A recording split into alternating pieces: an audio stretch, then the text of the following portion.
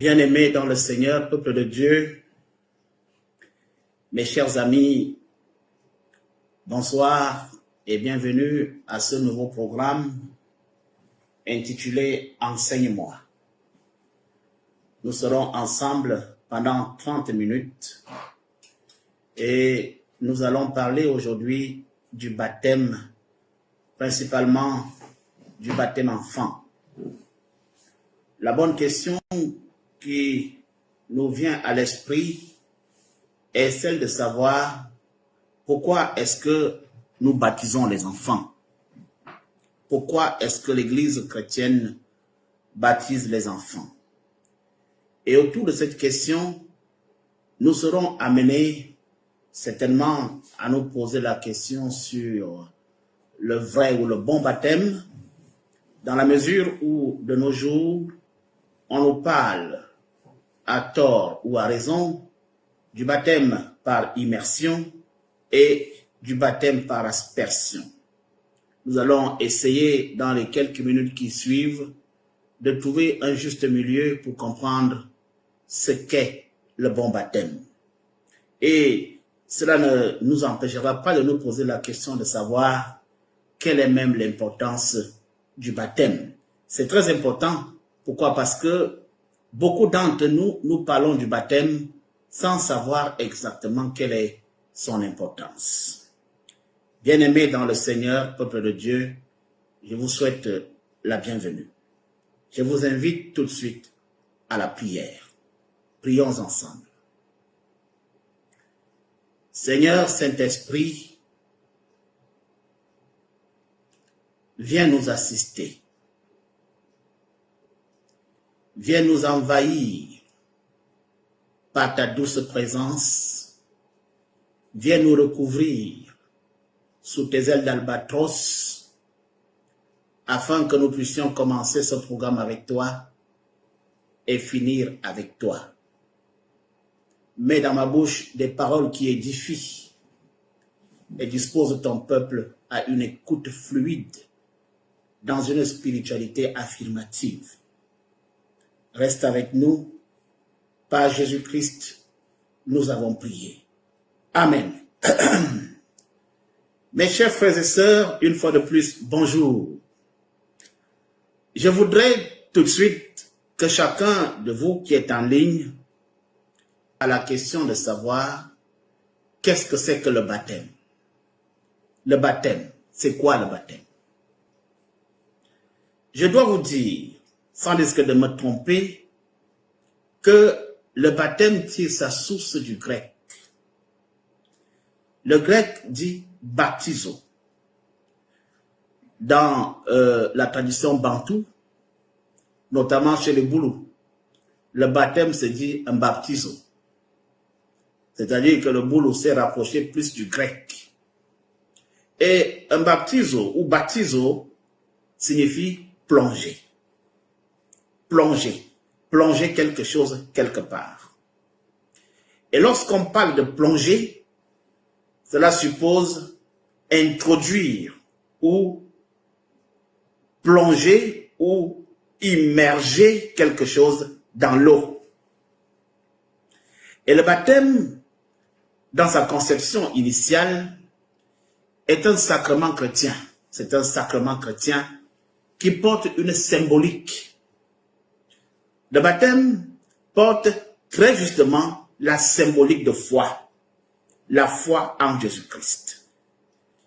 Il manifeste également dans l'esprit de ceux qui en sont adeptes l'entrée dans le très fermé cercle des enfants de Dieu. Cela suppose d'une manière très claire que le baptême est un acte de foi, un acte chrétien de foi en Jésus-Christ qui fait en sorte que nous entrons dans le cercle des enfants de Dieu. C'est ça le baptême. C'est ça que nous appelons baptizo. On te baptise pour que tu deviennes enfant de Dieu. On te baptise pour que tu fasses partie du cercle restreint des enfants de Dieu. se matérialise par un acte pastoral.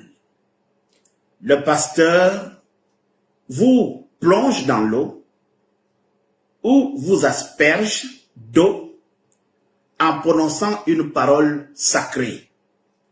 Je vous baptise au nom du Père, du Fils et du Saint-Esprit. Dès lors, vous recevez le baptême.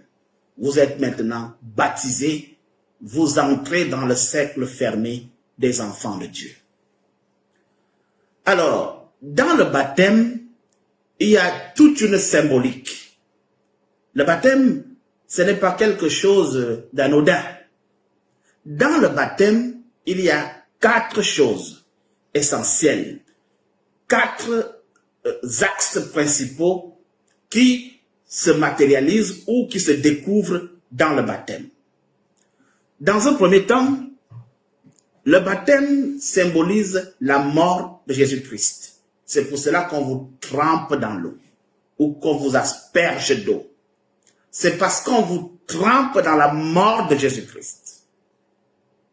Le baptême matérialise également la résurrection de Jésus-Christ. Donc, la mort et la résurrection de Jésus-Christ sont confinés dans le baptême.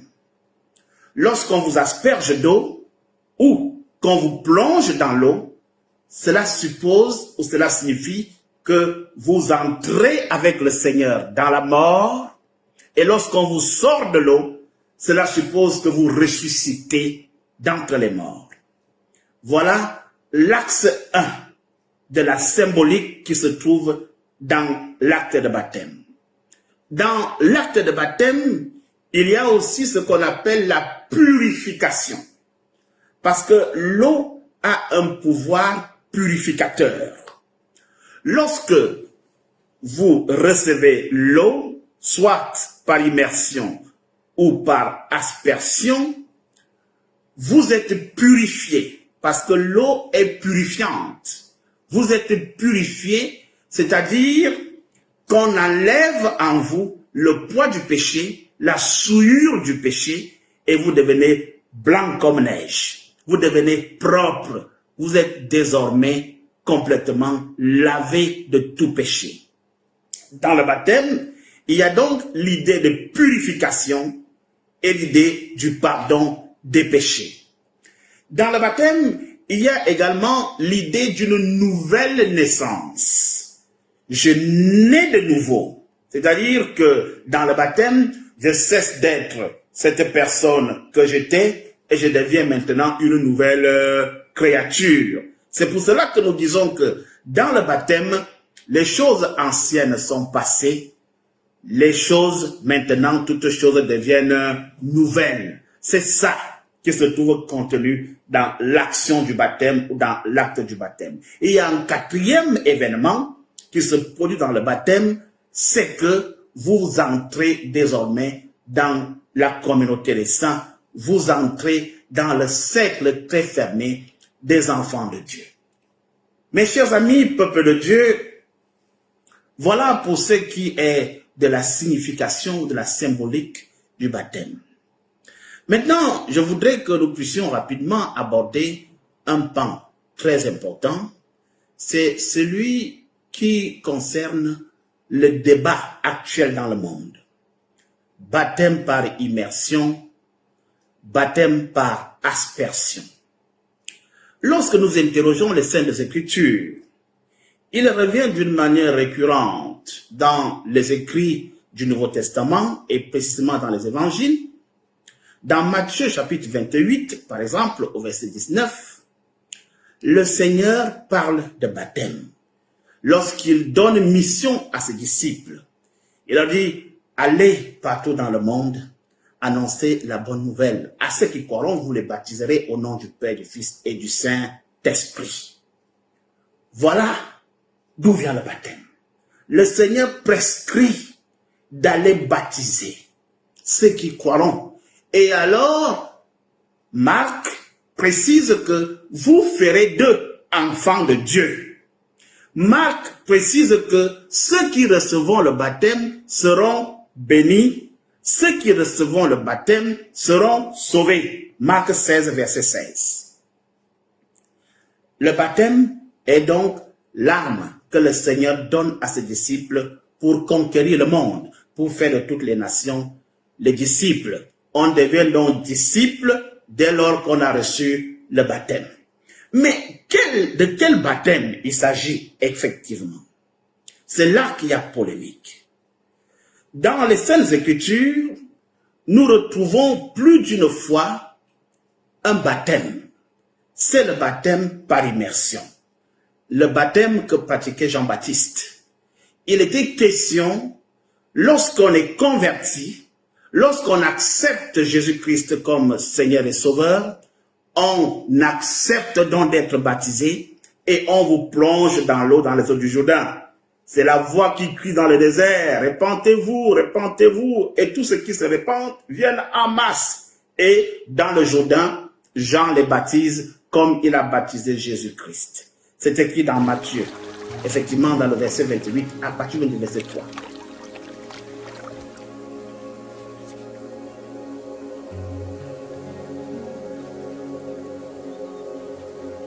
Je te baptise ayant autorité du Dieu Tout-Puissant, en témoignage que tu as conclu l'alliance de le servir.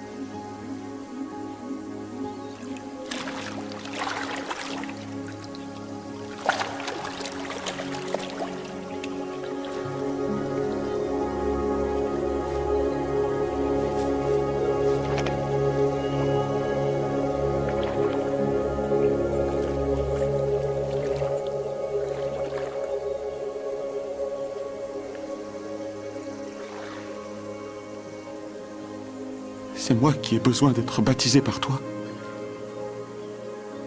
Et tu viens à moi. Laisse faire maintenant. Car il convient que nous accomplissions ainsi tout ce qui est juste.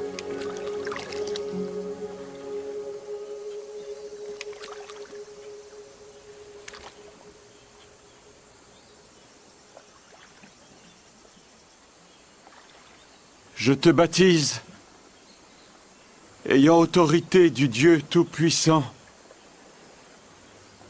en témoignage que tu as conclu l'alliance de le servir.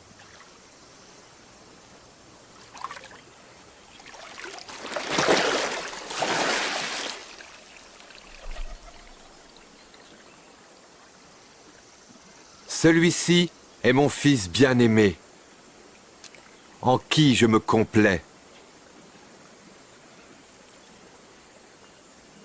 Nous avons beaucoup de références dans les Saintes Écritures qui nous parlent du baptême par immersion. Alors, beaucoup de personnes se disent alors que le baptême par immersion est le baptême prescrit par le Seigneur. Et par conséquent, quand vous n'avez pas été baptisé par immersion, vous n'êtes pas baptisé. Non, ce n'est pas une bonne version. Lorsque le Seigneur prescrit le baptême, il n'a pas indiqué d'une manière claire de quelle façon le baptême sera fait. Il dit, soyez baptisés, baptisez-les au nom du Père, du Fils et du Saint-Esprit et enseignez-leur ce que je vous ai appris. Il n'a pas prescrit un mode précis de baptême. Mais la pratique qui était courante dans l'église primitive, celle que les apôtres ont eu à pratiquer, celle par laquelle Jésus-Christ est passé, c'est le baptême par immersion. Et c'est ce baptême-là qui ressort dans la Bible. Pourquoi donc, tout à coup, nous sortons du cadre de l'immersion et pratiquons le baptême par aspersion? C'est là que, effectivement, beaucoup de personnes se perdent.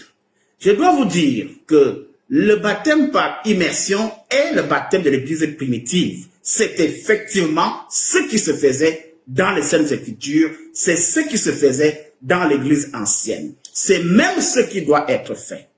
Il se pose donc que, au fur et à mesure que l'Église avance, et compte tenu des situations nouvelles que l'Église rencontre, les apôtres ainsi que ceux qui ont la charge de l'Église sont obligés d'adapter l'Église aux nouvelles conditions. C'est ainsi que, ne pouvant pas à tout moment avoir accès aux sources d'eau, lorsqu'on était face à des cas urgents, comme des cas de maladie, comme des cas de personnes qui sont en fin de vie, des personnes mourantes, on était bien dans l'obligation d'adapter. Nous sommes loin des sources d'eau, nous avons en face de nous des personnes âgées, nous avons en face de nous des personnes malades, nous avons des personnes en fin de vie, il faut bien leur administrer le sacrement de baptême. L'Église s'est trouvée dans l'obligation d'adapter un comportement particulier. Et c'est ce comportement que nous avons appelé aspersion, le baptême par aspersion. Alors, comment est-ce que cela est possible? L'Église a commencé à le pratiquer. Pourquoi? Parce que ce qui importe, ce n'est pas toujours le fait d'être plongé selon la conception de l'Église nouvelle, mais c'est le fait, très justement, d'être convaincu en son sein de la volonté de faire partie du royaume de Dieu. C'est donc l'action de l'eau, l'eau qui purifie, l'eau qui lave, l'eau qui sanctifie. C'est l'eau qui est le symbole par excellence, ajouté à la parole sacrée, je vous baptise au nom du Père, du Fils et du Saint-Esprit. Il suffit donc qu'on vous asperge d'eau pour que vous soyez baptisés. Cette philosophie ou cette logique va être renforcée par la réponse que Jésus-Christ donne à Pierre. Vous savez, dans Jean chapitre 13 au verset 10. Au verset 9 déjà, Pierre dit à Jésus, si tu veux laver mes pieds, ne te limite pas seulement à laver les pieds. Lave-moi aussi les mains, lave-moi aussi la tête, lave-moi tout le corps. Et Jésus lui dit, lorsque on est lavé, il suffit simplement que tes pieds soient lavés pour que tu sois purifié. Jean chapitre 13 au verset 10. Toutes ces choses vont donc amener l'Église, principalement dans le Concile de Trente, à officialiser le baptême par aspersion dans la mesure où nous ne sommes pas toujours dans les disponibilités ou dans les dispositions d'avoir des sources d'eau. Cela veut dire très clairement que le baptême par immersion est le baptême qui était pratiqué dans l'Église primitive et le baptême par aspersion est un baptême effectivement authentique, reconnu par les apôtres qui va faire en sorte que nous puissions pallier aux carences géographiques, que nous puissions pallier aux difficultés que nous pouvons rencontrer dans l'exercice de la mission pastorale, la mission que le Seigneur a conférée à ses disciples, d'aller partout dans le monde annoncer la bonne nouvelle. Ainsi donc, si vous me posez la question de savoir, comme c'est le cas ce soir, quel est donc le bon baptême, je vous dirai sans risque de me tromper que le bon baptême, c'est le baptême par immersion, c'est aussi le baptême par aspersion. Les deux baptêmes sont effectivement théologiquement acceptés. Ceux qui sont apôtres du baptême par immersion veulent simplement être conformes à la pratique de l'Église primitive. Ceux qui sont apôtres du baptême par aspersion sont ceux qui sont obligés de s'adapter, d'adapter l'évangélisation et la pratique religieuse avec le contexte dans lequel le monde évolue. Nous sommes bien évidemment tous dans la logique de recevoir l'eau qui purifie, l'eau qui sanctifie, l'eau qui nous donne une nouvelle naissance. Voilà, pour ce qui est de cette question, le bon baptême, c'est donc le baptême par immersion, c'est aussi le baptême par aspersion. Le plus important est que nous soyons plongés dans l'eau, par aspersion ou par immersion, que nous recevons l'eau, l'eau sur nous, qui nous sanctifie, qui nous lave, qui nous purifie et qui nous donne accès au royaume des cieux. Mes chers amis, le sujet de ce soir est celui de savoir pourquoi est-ce que nous baptisons les enfants. Pourquoi baptisons-nous les enfants? À cette question, parce que demain je baptiserai les enfants, c'est d'ailleurs la raison pour laquelle cet enseignement nous est donné, parce que demain nous aurons à baptiser les enfants, il faudrait que les parents comprennent pourquoi est-ce qu'il faut baptiser les enfants. Ça aussi, c'est une question qui vient avec beaucoup de rhétorique, parce que dans les Actes des Apôtres, au chapitre 2, à partir du verset 38 jusqu'au verset 41, on nous parle de beaucoup de choses sur lesquelles les églises se basent pour dire que pour être baptisé, il faut être conscient. Dans les Actes des Apôtres, il est dit qu'il faut être mûr, il faut être conscient, il faut reconnaître que nous ne sommes pas saints, que nous avons péché, il faut reconnaître que nous avons pris l'engagement de changer, il faut prendre certaines résolutions pour être baptisé. C'est-à-dire qu'il faut être un homme capable de raisonner, capable de penser. Dans les Actes des Apôtres, cela revient d'une manière régulière, et c'est vrai. Le bon baptême, c'est lorsqu'on est conscient de ses actes. On est conscient de ce qu'on fait. On quitte un état pour un autre. Et pour quitter d'un état pour un autre, il faut en être conscient. Il faut en être conscient.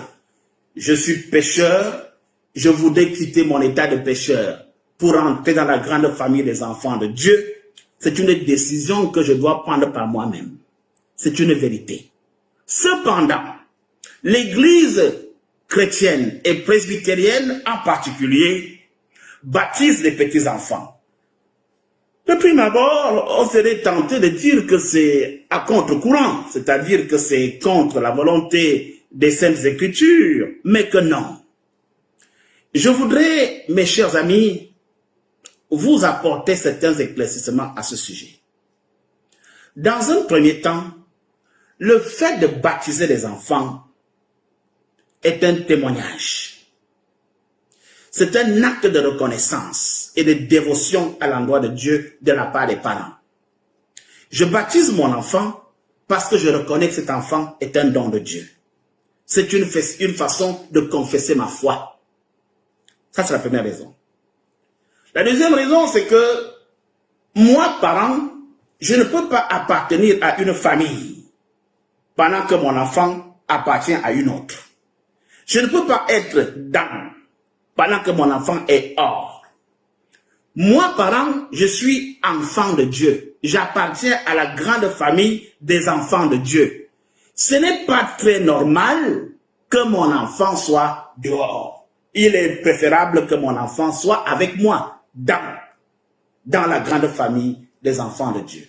Nous avons dit que c'est le baptême seul qui fait en sorte que tu quittes le monde pour entrer dans le cercle d'enfants de Dieu. Si donc mon enfant n'est pas baptisé, c'est qu'il est hors, il n'est pas dans.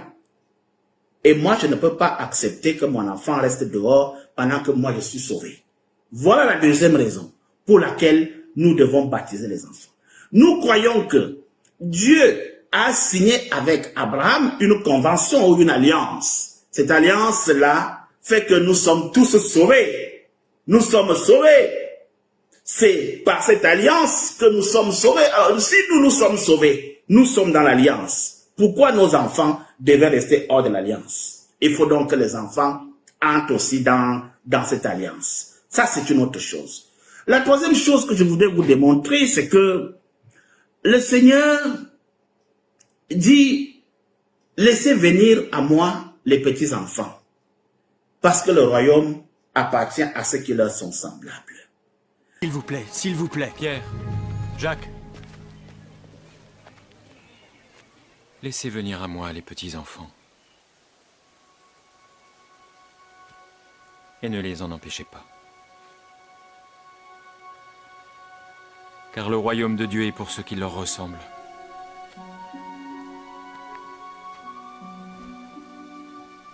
Je vous le dis en vérité, quiconque ne recevra pas le royaume de Dieu comme un petit enfant n'y entrera point.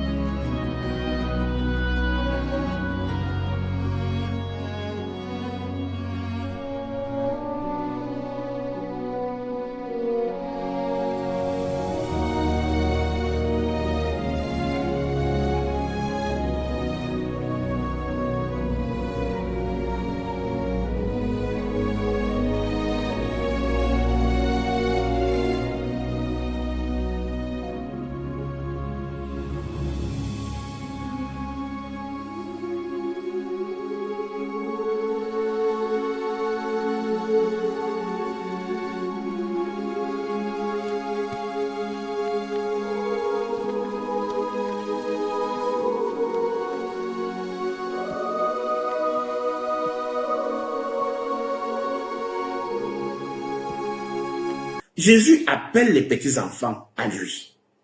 Et nous les chassons. Si le Seigneur appelle les petits-enfants à lui, cela suppose que nous devons ouvrir la porte. La porte, s'il veut laisser venir les petits-enfants, est-ce qu'on va laisser les petits-enfants venir à Jésus étant dehors? Nous ouvrons donc grandement les portes pour que les enfants entrent dans la présence de leur ami, pour que les enfants entrent dans la présence de Dieu. C'est pour ça que nous baptisons les enfants. Le Seigneur dit laissez, laissez. Et la quatrième ou la cinquième raison, c'est que les Saintes Écritures nous enseignent qu'il est préférable de montrer à un enfant le chemin qu'il doit suivre pendant qu'il est encore enfant. C'est alors que quand il sera grand, il va continuer à marcher sur. Vous voyez, mes chers amis, il y a beaucoup de raisons que nous pouvons donner qui justifient le fait que les enfants doivent recevoir le sacrement de baptême. Nous faisons mal de laisser nos enfants grandir dehors avec les réalités extérieures. Nous faisons mal de laisser nos enfants. Il n'y a aucune prescription biblique qui interdit le baptême des enfants. D'ailleurs, dans les Actes des Apôtres, je crois bien, Actes des Apôtres, chapitre 16 au verset 15, l'apôtre Paul va arriver dans une famille, la famille de Lydie. Et après avoir prêché l'évangile à la famille de Lydie, la famille de Lydie va croire. Et Paul va procéder au baptême de toute la famille, y compris les enfants. Il n'y a aucune notion biblique qui interdit le baptême des enfants. Il n'y a aucune notion qui dit qu'il ne faut pas baptiser les enfants. Tout à l'heure, je vous parlais des prescriptions bibliques. Je vous ai dit que aucune prescription biblique ne dit faites le baptême comme ça. La seule prescription dit baptiser. Ceux qui font l'immersion, c'est parce qu'ils veulent être fidèles à ce qui s'est passé. Ceux qui font l'aspersion, c'est parce qu'ils adaptent la situation telle que nous ne pouvons pas, dans certaines circonstances, plonger les uns dans l'eau. Les deux baptêmes sont valables. Les deux baptêmes sont valables.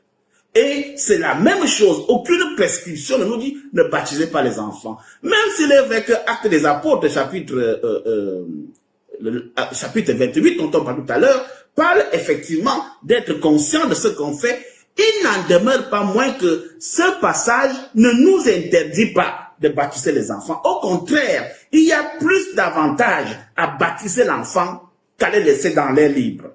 Le baptême est une protection. Le baptême nous couvre. Le baptême nous met sous des ailes, sous les ailes du Seigneur. Le petit enfant qui est baptisé grandit en toute quiétude et sérénité dans la joie d'être enfant de Dieu. C'est très important, mes chers frères et sœurs. Beaucoup d'entre nous, nous avons tendance à laisser errer nos enfants pour des considérations nouvelles, pour des doctrines nouvelles, pour des enseignements nouveaux. Vous savez, la Bible est interprétée diversement et chacun l'interprète comme il la comprend.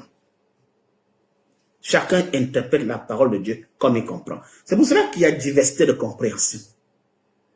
La parole de Dieu est très simple, mais nous sommes en train de l'édulcorer avec nos connaissances, avec nos analyses, avec nos compréhensions. Essayons autant que possible de nous dire que Dieu est un Père pour chacun de nous. Et Dieu est capable de comprendre tout ce que nous faisons dans ce monde. Vous êtes aussi des parents. Vous avez des enfants. Vous pouvez tout expliquer à votre Père. Considérez que Dieu est pour nous un Père. Dieu est un parent pour chacun d'entre nous. Et par conséquent, ne vous laissez pas berner. Dieu nous a créés et nous a laissés dans un monde difficile. Nous devons soumettre ce monde. Nous devons adapter. Nous devons faire en sorte que nos vies soient conformes à sa volonté, en essayant autant que possible de faire avec les moyens de bord, avec ce que nous avons, pour nous en sortir. Ne nous mettons pas trop de barrières. Ne nous laissons pas, parce que c'est ça le problème. Baptiser vos enfants est une nécessité absolue. Parce que vous ne pouvez pas laisser vos enfants dans le néant. Enseigne à l'enfant le chemin qu'il doit suivre. Et vous verrez que lorsque cet enfant deviendra grand, l'Église presbytérienne a prévu un temps pour que l'enfant essaye donc de prendre sur lui-même une certaine résolution forte de ce qu'il a reçu de ses parents, pour dire je continue ou je m'arrête dans le sacrement de confirmation. Le sacrement de confirmation vient donc confirmer le baptême qu'on a reçu étant enfant. Les parents ont montré le chemin à l'enfant. Maintenant qu'il est devenu grand, libre à lui de dire papa, la route que tu m'as montrée là, je ne l'aime pas. Ou papa, merci parce que tu m'as montré ce chemin, je confirme ou alors je me retire. Mais nous ne pouvons pas délibérément abandonner l'enfant à lui-même dans le néant. Il faut montrer à l'enfant le chemin qu'il doit suivre. Le royaume de Dieu appartient aux enfants. Ne faisons plus l'erreur de laisser nos enfants errer 5 ans, 10 ans. L'enfant est là, sans baptême. L'Église catholique, dans le concile de Trente, avait même prescrit qu'il fallait baptiser les enfants pendant qu'ils sont bébés. Il faut faire entrer l'enfant le plus tôt possible dans le cercle des saints. Il faut faire entrer l'enfant le plus tôt possible dans la grande famille des enfants de Dieu. Que les philosophies qui se développent à gauche et à droite ne viennent pas perturber cette conception des choses. L'entendement intellectualiste ou intellectuel ne devrait pas édulcorer la logique. La logique est que il est important de donner le baptême à vos enfants pendant qu'ils sont encore enfants. Alors, demain, nous baptiserons les enfants. Nous ferons en sorte qu'ils entrent eux aussi dans la grande famille des enfants de Dieu. Cet acte, c'est un acte mesuré que l'Église presbytérienne réformée du Cameroun valide pour les raisons que je viens de vous donner. Bien-aimés dans le Seigneur, peuple de Dieu, j'ai voulu que nous puissions avoir cet échange pour les quelques minutes que nous avions devant nous. Nous avons défini le baptême comme étant un sacrement chrétien qui matérialise une certaine foi en Jésus-Christ et qui nous ouvre les portes pour devenir enfants de Dieu. Nous avons parlé du baptême par aspersion comme le baptême par immersion en disant que les deux baptêmes sont valables. C'est très faux de dire que le seul vrai baptême est le baptême par immersion. C'est vrai que dans la Bible, c'est le baptême par immersion qui revient, parce que c'est ce qui était pratiqué dans l'Église primitive. Et par souci de rester conforme à ce qui se faisait, il est donc tout à fait normal que vous vous fassiez baptiser par immersion. Mais le baptême par aspersion est tout à fait légal, dans la mesure où l'Église doit à tout prix adapter l'Église au ministère que le Seigneur leur confie. Aller dans toutes les nations annoncer la bonne nouvelle. L'Église se retrouvant face à des situations compliquées, à des malades, à des personnes vieillissantes, à des personnes mourantes, est bien obligée d'adapter le baptême par aspersion qui est tout aussi légal. Le plus important, c'est dans l'esprit. C'est aussi dans l'eau de baptême, l'eau dans laquelle le pasteur plonge la main, l'eau qu'il verse sur le baptisé et la parole « Je te baptise au nom du Père, du Fils, du Saint-Esprit ». Et le sujet même de ce soir était de savoir est-ce qu'il est important de baptiser les enfants? Nous disons oui, il est très important de baptiser vos enfants pendant qu'ils sont encore enfants. Ne vous laissez pas détourner par des théories qui, n'est-ce pas, intellectualistes, nous amènent à nous remettre constamment en question pour ces quelques raisons que nous avons données tout à l'heure. Voilà le message que je voudrais partager avec vous ce soir. Alors, ce message sera retransmis sur notre chaîne YouTube. Vous avez la possibilité de vous abonner à notre chaîne. Ça va nous faire du bien. Abonnez-vous massivement à notre chaîne. Vous avez la possibilité de partager. Vous avez la possibilité aussi de liker. Ça fait du bien pour que notre chaîne puisse survivre. Et bien évidemment, si vous avez des questions à me poser, vous avez également la possibilité de les poser, soit sur Facebook, là où vous nous recevez actuellement, je vous répondrai, soit sur YouTube, dans notre chaîne Paroles révélées, et bien évidemment, vous aurez la réponse à votre question. Que le Seigneur vous bénisse, que le Seigneur vous garde, que le Seigneur soit constamment avec vous et qu'il vous donne ce que votre cœur désire. Au revoir et à la prochaine émission Enseigne-moi. Bonne soirée.